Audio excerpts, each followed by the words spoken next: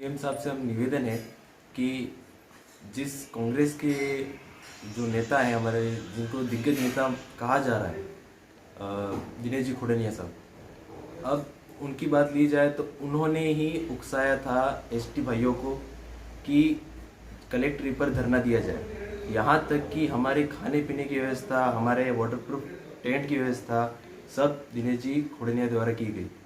और वहाँ पर हमें सीएम साहब से मिलाने के लिए भी ये ही लेके गए थे और वहाँ से हमको आश्वासन मिला कि आपका काम कर दिया जाएगा। और फिर इसके बाद होता है कि वहाँ से हमको उठाया जाता है और महीने भर बाद उसके अंदर इनकी प्लानिंग चलती है कि काकरी डुगरी बैठने का इनका प्लान करो, और वहाँ पर भी हमको दिनेश जी खुड़निया द्वारा बिठाया जाता है। और इसके बावजूद 3 महीने की कमेटी गठित होती है, इसके बावजूद हमारा काम नहीं होता। 9 महीने हो गए और अभी 10वां महीना रनिंग में है। और इसके भीतर अभी होता है वापस काकरी डुगरी चढ़ा जाता है। वहाँ पर भी दिनेश जी खुड़निया ने हमारे लिए खाने पीने की व्यवस्था भी करी, प्लस इन्होंने एसटी भाइयों को भी उकसाया कि ये सीटें आपकी हैं और आप इसके लिए पात्र हो।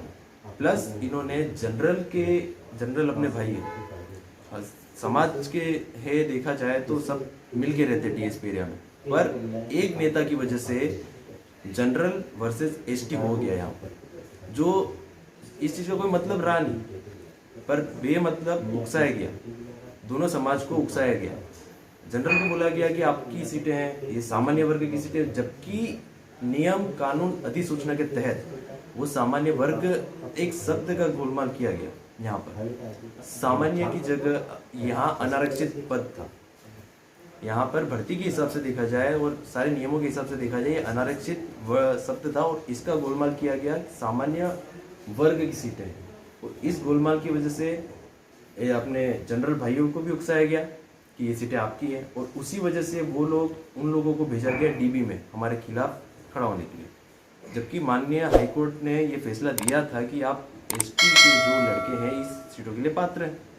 तो दिनेश जी खुड़निया ने क्यों जनरल है उनको क्यों भेजा गया कि आप डीबी में जाओ और ये सीटें सामान्य वर्ग की है।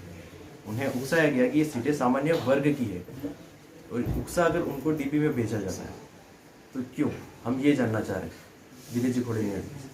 और सीधी बात है कि अगर जब तक दिनेश जी खुड़निया जैसे नेता हैं तब तक किसी भी समाज का, एसटी की बात नहीं कर रहे हैं, किसी भी समाज का भला नहीं हो सकता। ये बात सीएम साहब तक हम पहुंचाना चाहेंगे।